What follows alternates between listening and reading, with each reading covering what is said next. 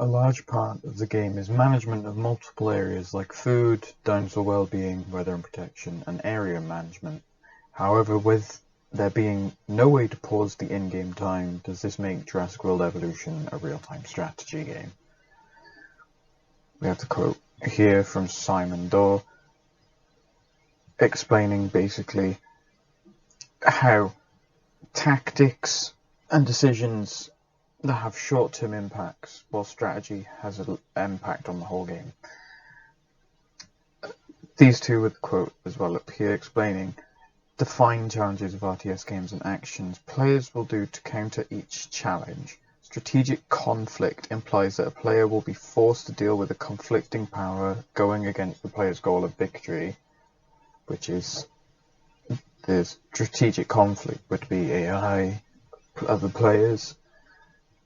And that is one of the things that define a real-time strategy game, is that there is a strategic conflict. That a player will be forced to deal with conflicting power going against the player's goal of victory. The action a player may choose from a large variety of potential actions or moves at most points in the game, hence victory is achieved by greater decisions/actions. Quote directly from the two as well defining it. This implies that the player continues to play the game like it were a chessboard, predicting enemies' moves and choosing to protect themselves against it before it happens.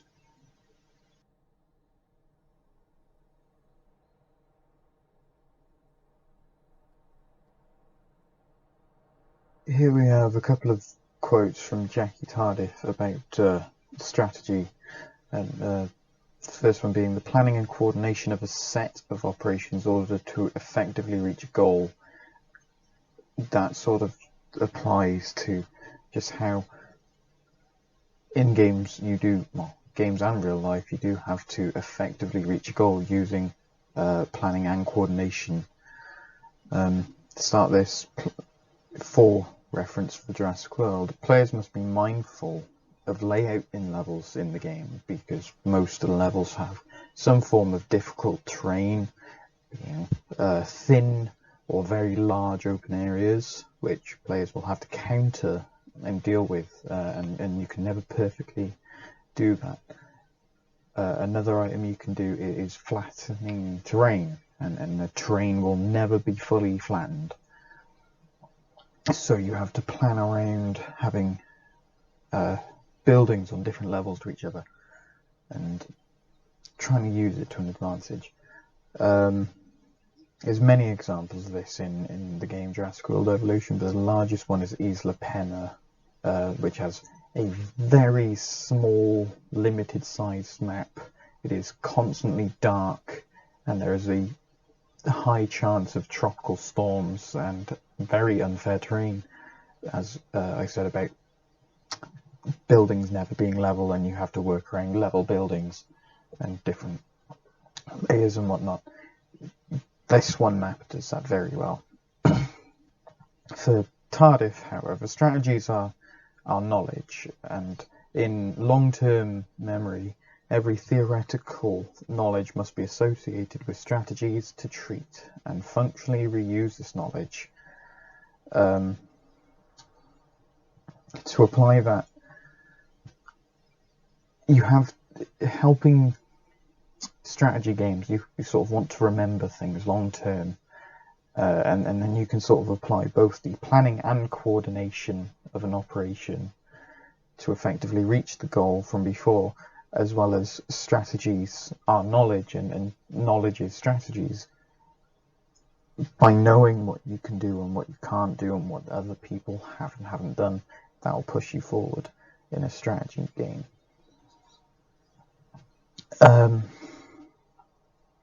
To succeed on Isla Penna, before mentioned, players, you would all need following of power management buildings, like a ranger station that can go and medicate dinosaurs, as well as repair buildings. You need roads and transport with helicopter transport to move dinosaurs. You need weather protections, stores and attractions, as well as dinosaur enclosures, and you can never really fit all of that on the island together. You have to be very resourceful, and a large part of this level, and specifically this level, is just looking at the map and just spending a little bit of time planning where you can put things on the map, because without that you will never be able to finish it, especially in an effective way. And as Jackie Tardif says, once again, the planning and coordination of the operation is to effectively reach the goal. And if with planning and coordination of looking at the island you're given in Jurassic World Evolution, you can really maximize your own sort of planning ability. Here we have a couple of quotes from Jackie Tardif about strategy.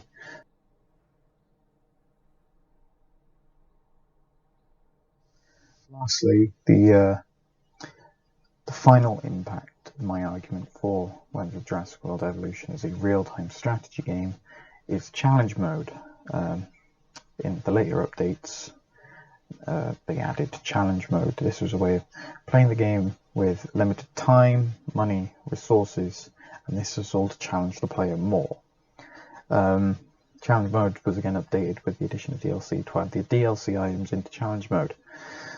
With challenge mode, the main goal is the same throughout the normal game, which is to get a 5-star rating park, but with so many more challenges in the way of achieving that. Although the normal gameplay can be very difficult depending on what resources the player can use at that time, because in the normal campaign you would research an item, and then as you progressed you would still have that research item. With challenge mode, none of that is carried over. You have to research everything, you have to go on, have people expedite for fossils to have the dinosaurs in your park. That is all reset every single time in challenge mode. You have to very much plan what you want. As well as that, the map layout, it's the normal maps from before, but you have to very much plan what can be where, as well as working with the available spaces. Again, as the problems of the different layers and never having a fully flat terrain can really hinder people. Challenge mode will also reduce how much the player will earn from attractions and running costs and whatnot. And there is also a constant timer running to force the player to act quickly. And a lot of the time in challenge mode you can't act quickly because of that reduced income. You have to wait and sit and watch just until you can do something else. I personally believe that the addition of challenge mode in Jurassic World Evolution, the game can be classed as a real-time strategy game, as well as with the reinforced classifications of strategy and management from the previous slides.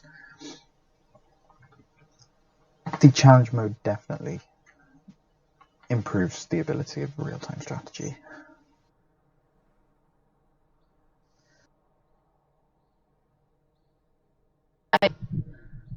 What is a park builder? Most park builders allow you to place buildings using them to gain currency and impressing guests, meaning you can upgrade and improve your park, creating more money and more reputation. There is usually a point in which this ends. However, there are expansions and updates that keep bringing people back. After watching the video of all the other dinosaur park builders, Jurassic World Evolution is the best when it comes to graphics. In pre-alpha, all of the other games had landscaping, as opposed to Jurassic World that brought it in a well-needed update over half a year later, allowing players to make their mark on the islands. Is customization important to a park builder? This depends on what the main focus of the individual games are. For example, Parkosaurus has a friendly approach to dinosaurs because of its art and color scheme. Mazoika has a big focus on the unlock system and how the park lets you build and include multiple items in your park. Prehistoric Kingdoms allows you to bend trees and use curved placements of fences. It seems like the range of customizations are the selling point of the game, as opposed to the dinosaurs and the park making money. Jurassic World has a major focus on the graphics and its infamous dinosaurs, focus on advertising and popularity.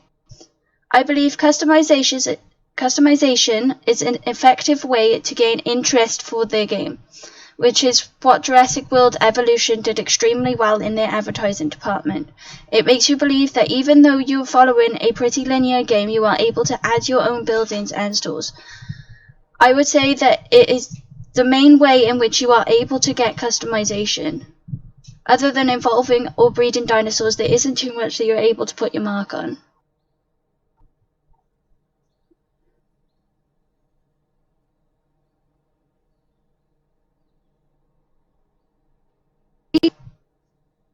Personally, I feel that the tutorial doesn't allow for full immersion. As the HUD is non-diegetic, you are constantly reminded that your goal is to expand and build your park, resulting in a concentration on completion rather than play.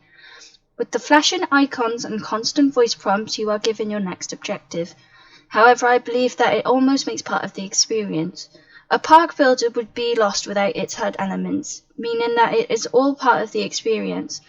As far as the tutorial goes, I honestly feel that the constant objective reminders takes me out of the immersion of the game. I much prefer games that keep their tutorials diegetic.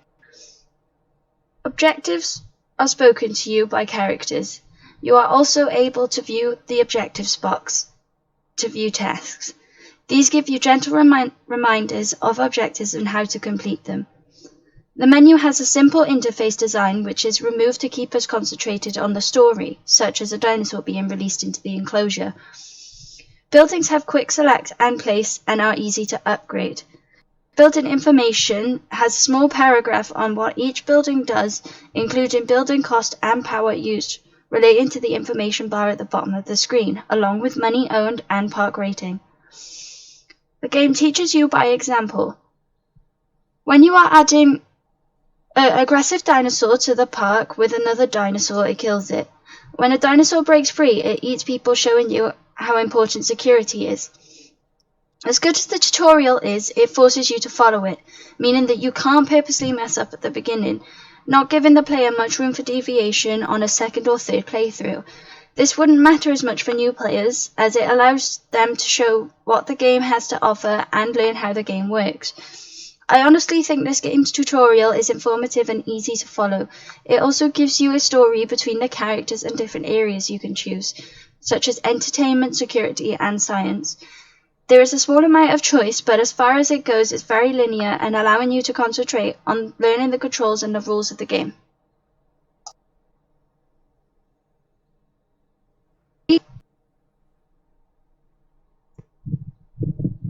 Non-diegetic. Being non-diegetic means that it exists on a 2D plane that is directed at the viewer, giving information in a way that isn't immersive or part of the 3D game world. Controller and display. On PC, the game is very point-click orientated, which in itself is simplistic. On controller, it is simple to move and select on all the menus and using the analog sticks to move around. The display in the game is simplified and made up of menus and objectives which tell you what is next to do. Aesthetic. The interface in Jurassic World Evolution is simplistic and occasionally extremely minimal. As previously mentioned, the interface is taken away at a new dinosaur reveal or cutscene of the new items in the park. I feel that doing this in-game forces you to focus on what the developer wants you to see, hear, and feel. The interface can be distracting if it is overcrowded or in the way of visuals, so it is a game developer's job to make sure that it is easy to use and view, but not so as to be distracting. Function. Being so simple, it works very well at giving you the information, not only via text but also character speech. Also settings such as stopping non-talk audio when there is characters talking, allowing people to focus on the speech, making it more accessible. Interactivity. As far as interactivity goes, you are able to choose some of the buildings that you can place, also the different dinosaurs that you can place. The game responds to these and acts accordingly. For example, if you put two dinosaurs in one pen, they may attack each other, or looking at which genes you decide to evolve in your dinosaurs will result in how long they live and how strong their immune system is. The way in which they have set up the interface allows you to know exactly what needs to be done, with hints and voice cues. It keeps you involved with the park and its focus, such as the science, for example. It does well not to distract you from what the game is currently showing you, and you can improve this by changing multiple settings.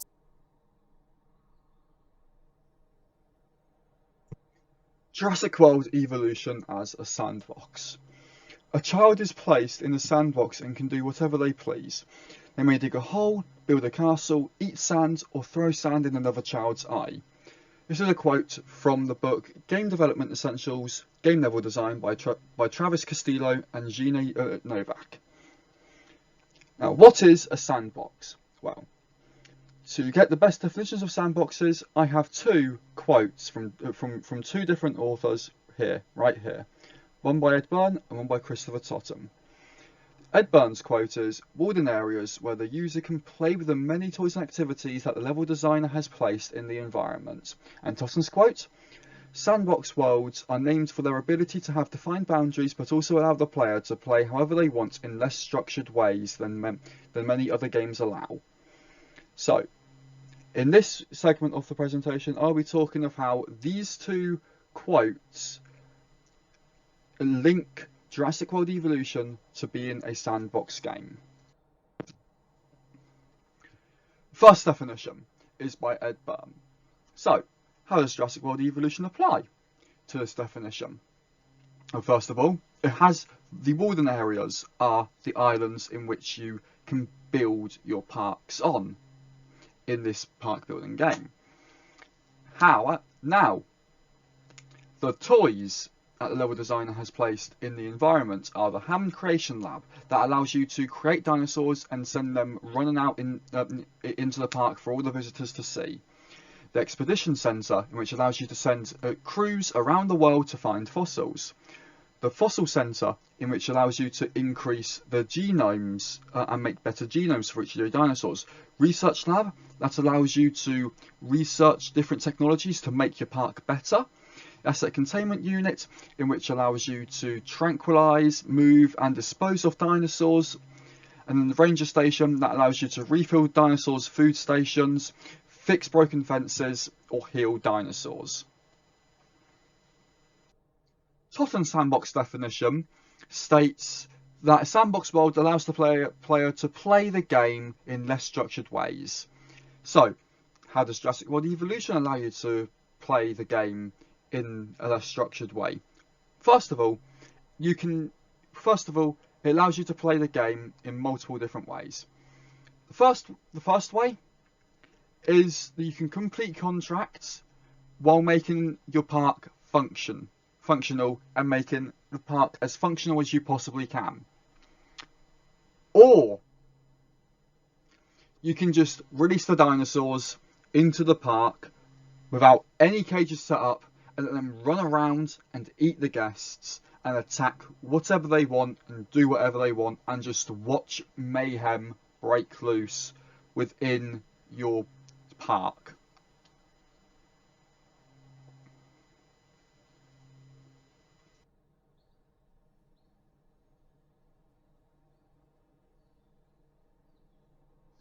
Finally, I'm going to be looking into two separate things that can work sort of hand in hand to help this final point about the game.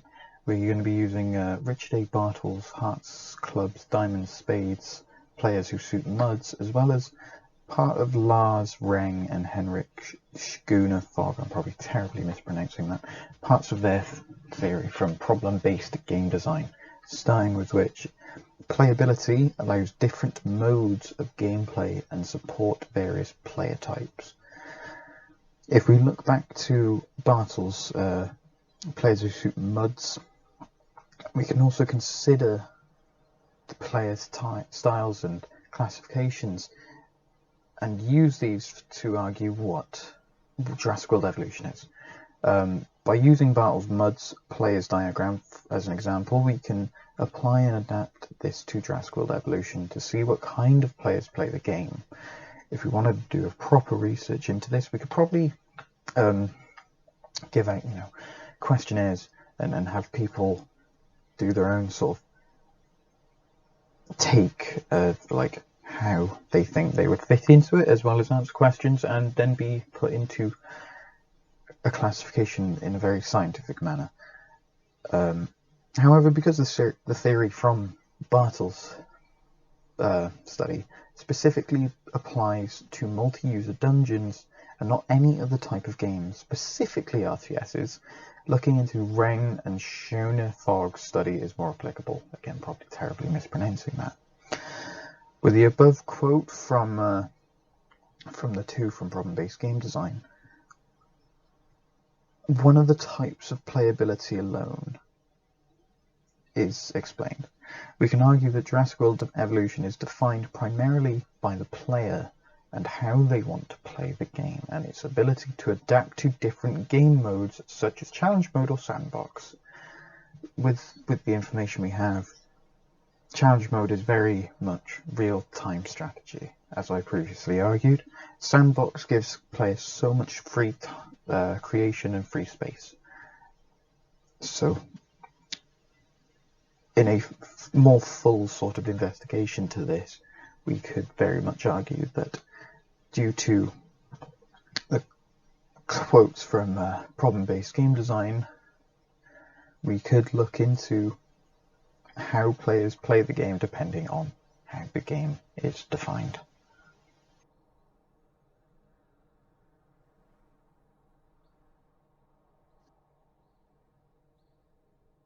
Progression and mechanics.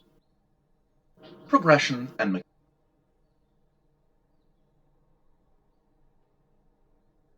In his paper from 2002, The Open and the Closed Games of Emergence and Games of Progression, games researcher Jesper Juhl outlines, as he describes it, a conceptual framework for examining computer game structure. Briefly applying this to Jurassic World Evolution, we can see elements of both emergence and progression at play. The game structure is composed of several predetermined islands, each with their own topography and terrain to overcome. Only the first island of 6 is available at the beginning, and the player is tasked with reaching a reasonable level of success on the current island before they unlock the next in the chain, to start a new park. Of course, this is a traditionally sequential approach to game progression, but it is a very common one. In his aforementioned paper, Juhl says that in progression games, the player has to perform a predefined set of actions in order to complete the game, and, in a very broad sense, that could include any game with a basic level structure requiring the player to achieve some sort of goal before they're allowed to move on. The benefit of this, especially for players unfamiliar with the game or genre, is that they may be eased into the fundamentals of a game in a relatively safe environment. Interactive tutorials represent a major development in the rise of the assistance paradigm in digital games. Of course, Jurassic World Evolution's first island includes tutorial tips to help a first-time player get started.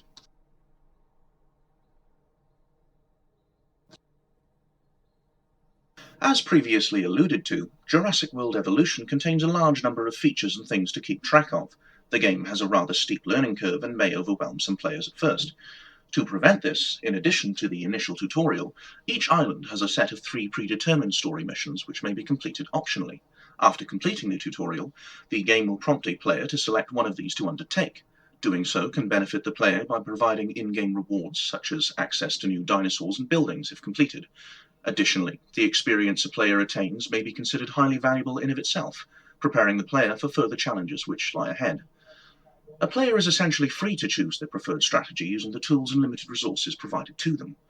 Joris Dorman's paper, Integrating Emergence and Progression, mentions that the combinations of pieces on a chessboard is huge, yet the rules easily fit on a single page, drawing comparisons to SimCity. While the rules present in Jurassic World Evolution are perhaps more elaborate than those of chess or even SimCity, they do relatively little to hinder the player's choice in their approach to each island, and, in much the same way as the aforementioned games, afford the player a great deal of choice in how to progress. As with other builders and simulators, games wherein a player is provided with resources to manage and is required to expand by processing and consuming them, Jurassic World Evolution gives the player choice in how to progress. It is up to them to place buildings, ensure the care and happiness of dinosaurs and guests alike, keep buildings maintained, and perform research as they so choose, all while trying to maintain a healthy income. If a player discovers an optimum way of doing this, however, other approaches will become redundant, as the player has discovered what's known as a dominant strategy. There are a number of ways to balance this and ensure that the knowledge and experience a player has gained will be rewarded without entirely compromising challenge in-game. Transitive relationships, as described in Andrew Rowling's and Ernest Adams on game design, are one common solution to this problem. In their words, a transitive relationship defines a one-way relationship between two or more entities. A can beat B, B can beat C, and C cannot beat anyone, and hence by implication, A can beat C. This is of course found everywhere in games and can be prominently seen in RPGs and arena shooters. In the case of Jurassic World Evolution, the Struthiomimus dinosaur might be compared with C. It is inexpensive to produce, and can permit the player to progress further up their chain of success to acquire bigger and more impressive beasts, B and eventually A. More impressive dinosaurs also have higher maintenance requirements to balance the increase in success provided by them. Furthermore, more visitors means more additional upkeep costs, buildings and power plants are required. All of this keeps a player in a relatively tight negative feedback loop. Where the success increases, so does the game's expectation placed upon them.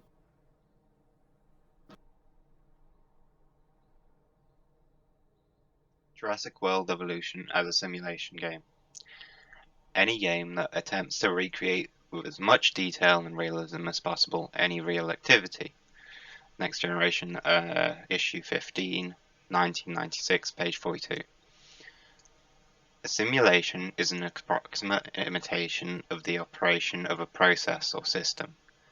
Discrete Event System Simulation, 2001, page 3.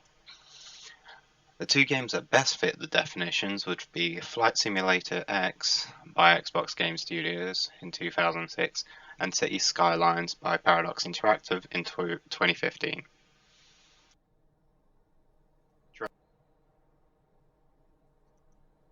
Any game that attempts to recreate with as much detail and realism as possible any real activity. Next Generation, issue 15, 1996, page 42.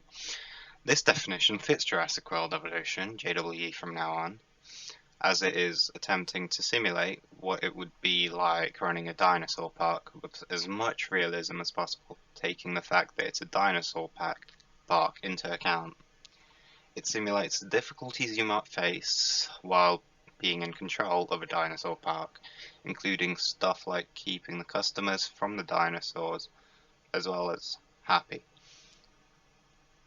You're also put in charge of the finances of the park as well as the maintenance of the park, like for example making sure everything has power and isn't broken in any way. Keeping the customers happy in JWE can be done in multiple ways, like for example you could add merchandise stores as well as food and drink stores. But happiness of the customers can also be increased in other ways, like for example introducing new or more accurate versions of previous dinosaurs. In order to introduce new or more accurate dinosaur genomes, you're required to send research teams to different dig sites around the world using the Expedition Center to look for fossils, and then using the Fossil Center to get dinosaur genomes from those fossils. After all that, you're able to create and send out these dinosaurs in the Hammond Creation Lab. You must also keep the dinosaurs happy by making sure they live in the right habitat. That is done using the landscaping tool. The finances of the park are kept simple, but nonetheless you're required to keep an eye on your revenue as you're running the park, and you can increase your revenue by building hotels and other accommodations for the customers. You'll also change the type of food and merchandise sold in your park, as well as the prices of it, but you must make sure the price isn't too high or customers won't buy it.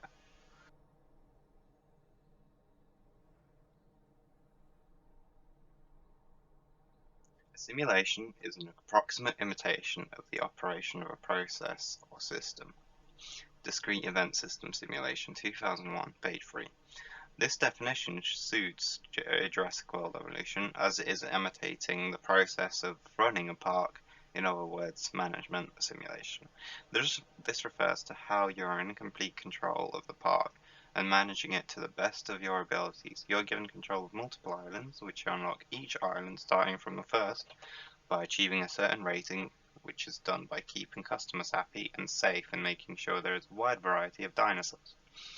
You're also then able to build enclosures for dinosaurs, customize the landscape in those enclosures using the landscaping tool, and release a variety of dinosaurs into these enclosures. And depending on the type of dinosaurs, you also must put a certain type of feeder in there as well. You must also have a ranger station in order to keep your park running, as you will have to send them to repair parts of your park, heal dinosaurs, and refuel the feeders. So I would say the ranger station is the most important building in the game. You're also able to sell dinosaurs after putting them to sleep. This allows you to get rid of dinosaurs if you put a carnivore into an enclosure with herbivores and don't have another enclosure to move them to.